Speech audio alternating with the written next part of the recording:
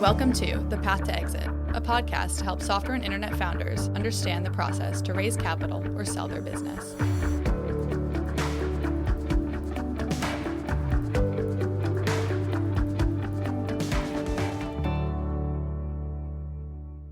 Hello and welcome, everyone. I'm Mike Lyon, founder and managing director of Vista Point Advisors, and this is The Path to Exit.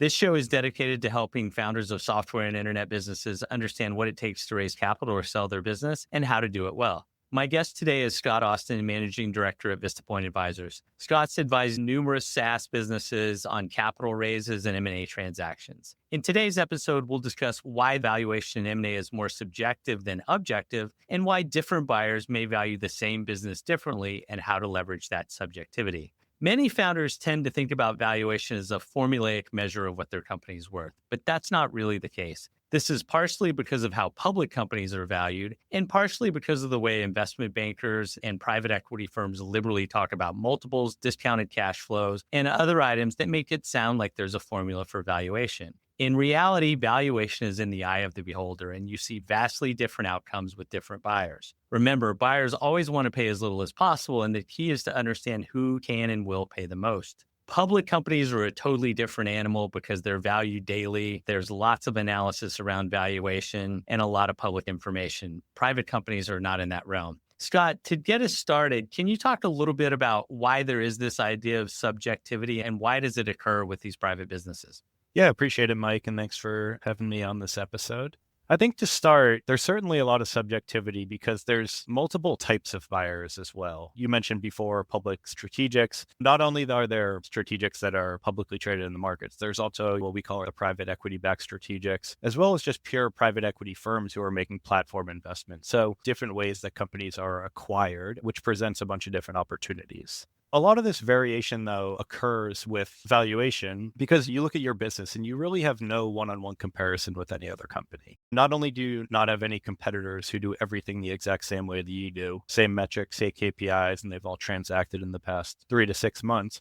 It's also really hard to take public comps at face value because a company that's doing 800 million or $1 billion in revenue, that's a diversified software business that might have one product avenue that's close to yours. They have a lot different challenges than, say, a 10 or 15 million revenue business that's vertically focused or has a product suite that just overlaps with one piece of theirs. Rather than just trying to incrementally grow 50 to 60% year over year and adding a few folks to their sales teams, those larger public strategics are trying to grow 15 or 20% and right-sizing their headcount and internal functions and doing M&A to grow their TAM. So it's hard to compare 10 million revenue business with a 600 million revenue business and get to a valuation that makes sense. Ultimately, with a private equity firm, you look at things a little bit different. They are longer term focused, ultimately looking at the addressable market, the various valuation metrics that we'll get into here, your growth, your gross margins, your retention metric, profitability profile. And those businesses are considerably different for your competitors and yourself. And that's just oftentimes based on how your business stacks up to them, but also the various intricacies of the buyer as well and how they will look at valuation.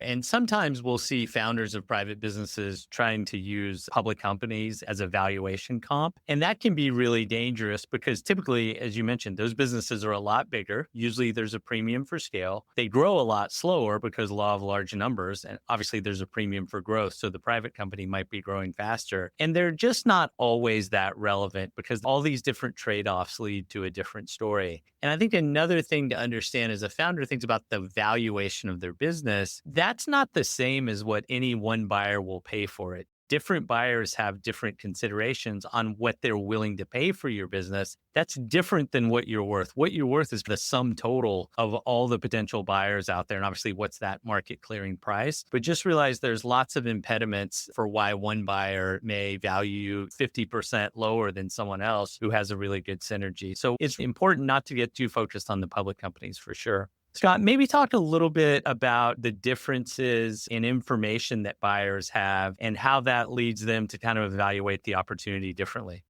We talk to buyers probably on a quarterly basis about what their strategic initiatives and where they're looking to grow. But you never know until you have those conversations. And candidly, it's often amazing to us to look back on a deal after in terms of we're putting our mindset together with our clients about who we think the shortlisted buyer groups will be. But we're often surprised when there's an outsider at the end that we were just unaware of certain initiatives that they had, or there were just certain, I'd say, product growth areas that might not have met the eye immediately. For an example there, and Mike, you could probably recall these pretty fondly, but when we sold Software Advice and Capterra to Gartner 7+ years ago, we never would have thought that a public research company would buy a lead generation business. Granted, those companies provided more B2B review sites, but at the end of the day, it was demand generation for SMB vertically focused software companies. However, once we started talking to Gartner that they had essentially no product to meet the SMB market, they couldn't just discount their $1 billion research to 10K and sell it that way. It made complete sense. And it was similar to more recently when we sold FormSwift to Dropbox.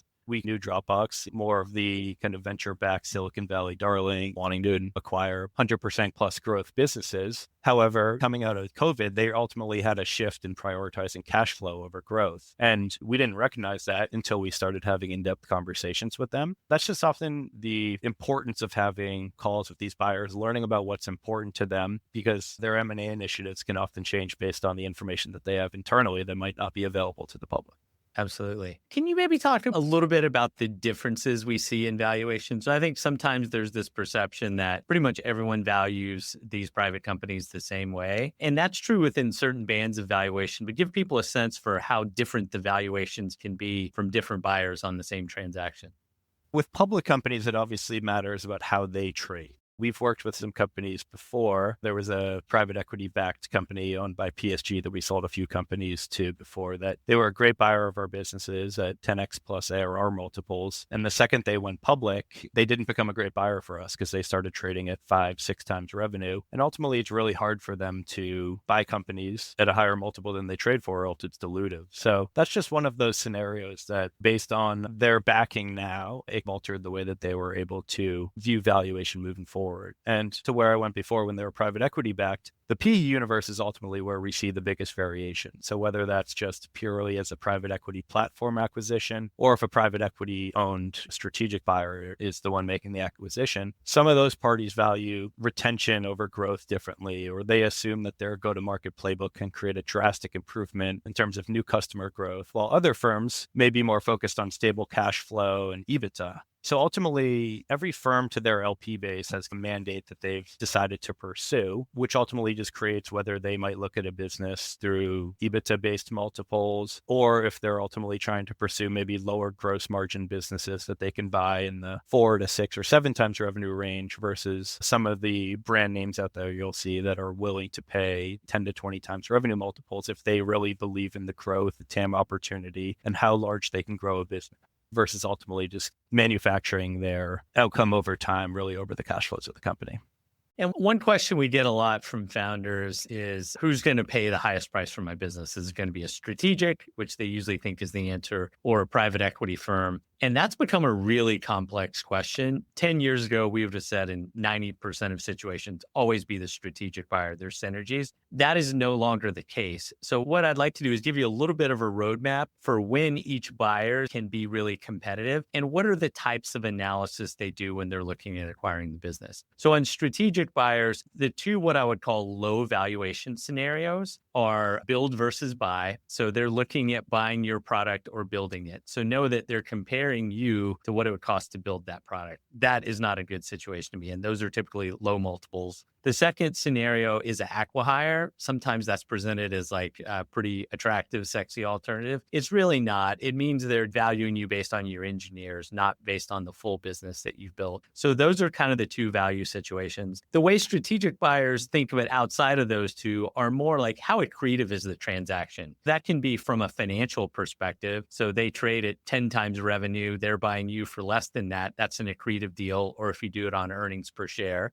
you need to pay a lot of attention to what the strategic buyer is valued at, because that will put an artificial cap on what they're willing to pay. Then there's other what I would call true synergies, not just financial synergies. It's product and cross-sell opportunities. You may have the perfect product to fit inside this organization that can then cross-sell and upsell you. That can lead to a really high valuation if they feel like they're missing that product. And there's things around pricing, like you may allow them to charge more for their business. So there are what I would call true strategic synergies that can allow some of these strategics to pay a high price. One interesting scenario, we were selling a fintech business about 8 years ago, and the buyer that prevailed was spending about $8 million just to license this same product. And so you can imagine with that $8 million synergy value on what was like a $60 or $70 million deal, they could really outbid the other parties in the process just because they had more value. So that's the strategic view. On the private equity landscape, we do see private equity firms prevail quite often. However, there are a group of deep value firms that will almost never compete with a strategic. So I'm more focused on the top tier firms. And the reason why they can prevail against a strategic, if they just see things differently. Typically, this is a scenario where the product is pretty disruptive of some of the traditional incumbents, and the public strategics don't want to admit that this disruption is taking place. PE firms see the ability to grow faster. What differentiates amongst PE firms and their ability to bid more or less is how they see the risk of the opportunity. And usually that's tied to other similar transactions that they worked on. If they see the risk is lower, they'll be able to bid higher. And also, do they have a unique angle on the business, which is what we're looking for? Do they have a better sense for how they could grow it faster, increase retention, or increase profitability? And then finally, sometimes on smaller deals, usually in the $50 to $100 million in enterprise value range, they throw all that calculus out the window and they're thinking, if I grow this business for 2 or 3 years, I can exit it for probably $300 million based on the TAM. And if I buy it for less than 100, I can get my 3x return, which is what they're targeting. So those are the types of analysis these types of buyers go through. Again, you'll find some deep value buyers with strategic buyers and private equity firms. We're assuming you're not talking to them and you're talking to the upper crust of buyers. But that gives you a sense for some of the analysis they do to think through valuation. Scott, anything else you want to add on that? No, you hit the nail on the head there. You can just think about it with a public buyer where they're just thinking about valuation on a current and next 12 months and how this is going to affect our P&L. A private equity firm buyer that has a 5 to 7 year investment timeline horizon, they can think more about how am I going to grow this 10 million ARR business to 100 million over that time period. And ultimately, it allows them to squeeze a little more juice out on valuation if they're really attracted to the assets. One of the things we've seen with private equity firms is this concept of pattern recognition and how it impacts their ability to pay more or less for a company. Scott, do you want to talk about that a little bit and what we're looking out for there? Ultimately, if there is a partner at a private equity firm, let's say, who made a killing with a compliance or tax software business before, you can imagine that the next time an attractive business in that sector comes around, they're more than able to justify paying a higher multiple to run it back. Likewise, though, it can be viewed the other way too. You can guarantee that even if you have a great legal tech business, if a partner at that PE firm was burned by another legal tech deal before, he's likely not going to dig in much, even though it has no bearing on how great of a business that you've built. There's herd within the private equity firms. And that's why you oftentimes see a run on transactions within a certain sector where, let's say, an Insight or a Thoma Bravo buys a company within a certain vertical. You oftentimes will see 2 to 3 transactions in that vertical happen over the next 6 to 9 months, just because of that herd mentality and following smart money. And I think as you think about these businesses and how they're valued, just trying to understand the lens that private equity firms look with and trying to understand the risk mitigant and risk profile is just a super important element of how these businesses are valued. One thing I did want to highlight around valuation in buyers is you'll get lots of feedback from other founders, other board members who have worked on transactions, and they'll say very declarative things like buyer X will always pay more or buyer Y may always pay more. That may be true on average, but there are many times you could leave a lot of money on the table by making assumptions about who's going to win and why they're going to win. So Scott, maybe talk a little bit about that and just how it's dangerous to assume you know what's going to happen and how you can be wrong a lot of times. We very often go into processes where our clients say, hey, it's going to be one of these 3 buyers at the end of the day. And lo and behold, 2 months later, they might all 3 be out because you might not know what they have going on internally. They may be acquiring another business. They might be implementing another acquisition that they made recently that might prohibit them from pursuing further at this time. So you never quite know, and you don't always want to time up a process around what might be going on with a buyer or potentially going on with a buyer. So I think that just every deal is unique, and you want to go in with a broader mindset about who can acquire your company and what type of deal you want to pursue.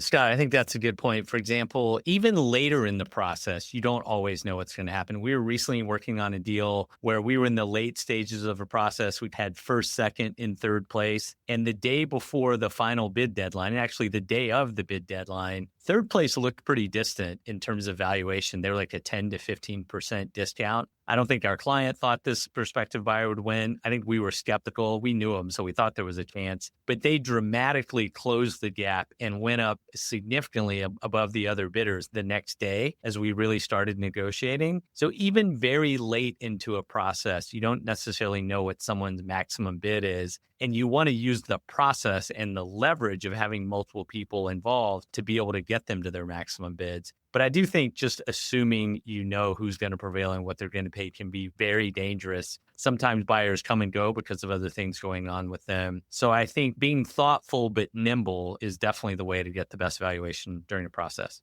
Yeah, and you never know, too, if it's a private equity firm, you never know who they have a good relationship with, who they're already in discussions with. When we sold Nepris to PSG a few years ago, we had no idea that they were in deep conversations with Virtual Job Shadow, and then they closed those 2 transactions in tandem 2 months later. You never have that insight until you start having the conversations. Absolutely. Today, we talked a lot about how valuation can be subjective, how to take advantage of that subjectivity, and some things to look out for with the higher quality buyers and how they may value the business. But Scott, thanks for your time. I appreciate it. Thank you. Vista Point Advisors is a founder-focused investment bank that advises software and internet founders through M&A and capital raise transactions. We are a fully unconflicted investment bank who only works for founders on the sell side, so you know that we're always representing your best interests. Securities offered through Vista Point Advisors, member FINRA, SIPC. This has been provided for informational purposes only. It is not intended to address all circumstances that might arise. Testimonials from past clients may not be representative of the experience of other clients, and there is no guarantee of future performance or success. Clients are not compensated for their comments. If you have any questions about the process of selling your business or raising capital, reach out to a member of our team, or check out the For Founders section of our site by visiting forfounders.guide.